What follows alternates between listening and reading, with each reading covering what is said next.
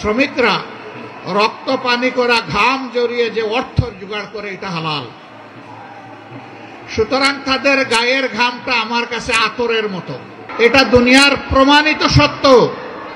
150 বছর আগের এই দিনকে আজকে আমরা গভীর শ্রদ্ধায় পালন করছি, কিন্তু এই দিন পালন তো আমাদের বন্ধ হচ্ছে না। শ্রমিকদের কোথাও কোথাও অথবা অধিকাংশ জায়গায় হয়তো 8 ঘন্টার কর্মঘণ্টা আছে, কিন্তু 8 ঘন্টায় তাদের হাতে যে স্যালারি, যে বেতন, যে ভাতা তুলে দেওয়া হয়, এ দিয়ে তার নুন আনতে পান্তাও ফুরায় না, এইটুকুও সারতে পারে না।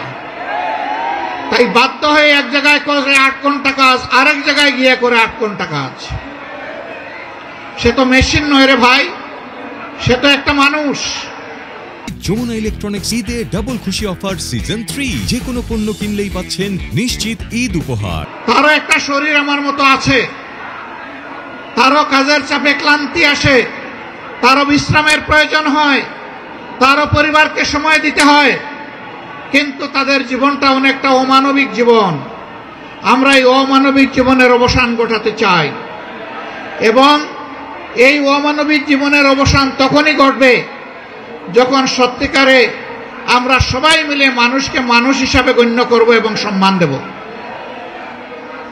মিল কারখানা, ফ্যাক্টরি, ইন্ডাস্ট্রিতে বেশিরভাগ জায়গায় ছোট্ট হলেও পুরুষদের জন্য এখন নামাজের ব্যবস্থা রাখা হয়, কিন্তু পুরুষদের পাশাপাশি এখন আমাদের নারীরাও কাজ করেন, মায়েরা, বোনেরা, কন্যারা কাজ করেন। তাদের জন্য ওই ধরনের নামাজের কোনো ব্যবস্থা রাখা হয় না। তারাও তো নামাজ পড়তে চায়। যারা নামাজ পড়তে চায় তাদেরকে আমি মালিক পক্ষের কাছে বিনীত অনুরোধ করব, মেহেরবানি করে তাদের ইবাদত পালনের আপনারা অংশীদার হন, এই সম্মানটুকু দেখান, তাদেরকে উপযুক্ত জায়গা তৈরি করে দেন। তারা যেন স্বাচ্ছন্দ্যে সেখানে গিয়ে ওয়াক্তের নামাজটা প্রশান্তির সাথে আদায় করতে পারে।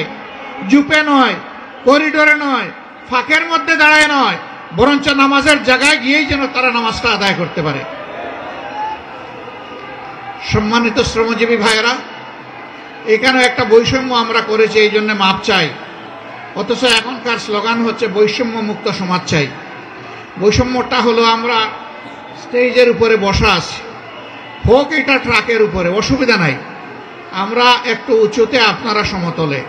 আচ্ছা, এটাও মানলাম, হয়তো একে অন্যকে দেখার সুবিধা এই অ্যারেঞ্জমেন্ট করা হয়েছে, কিন্তু আপনাদের মুখটা সূর্যের দিকে আর আমাদের মুখটা ছায়ার দিকে। কষ্টটা আপনাদের বেশি হচ্ছে, দীর্ঘক্ষণ ধরে আপনারা বসে আছেন।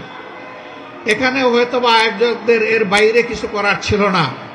এই অনিচ্ছাকৃত যে বৈষম্য, আশা করি আল্লাহ তাআলা আমাদেরকে ক্ষমা করবেন, আপনারাও ক্ষমা করে দেবেন। শ্রমিকদের প্রতি আমার একটু ভালোবাসার অন্যরকম অনুভূতি আছে। আমি বিশ্বাস করি, অন্তর থেকে বিশ্বাস করি, শ্রমিকরা রক্ত পানি করা ঘাম জড়িয়ে যে অর্থ জোগাড় করে এটা হালাল। সুতরাং তাদের গায়ের ঘামটা আমার কাছে আতরের মতো। আমি যখন কোথাও কোনো শ্রমিকের সংস্পর্শে যাই, কেউ কেউ তাদেরকে হাত মেলানো থেকে বিরত রাখতে চায়, আমি টান দিয়ে বলি, আসো ভাই, তোমার সাথে একটু বুক মিলাই, কারণ তোমার বুকের ঘামটা আমার জন্য আতর, সুগন্ধি, সৌভাগ্যের কারণ। তোমার রুচি হালাল,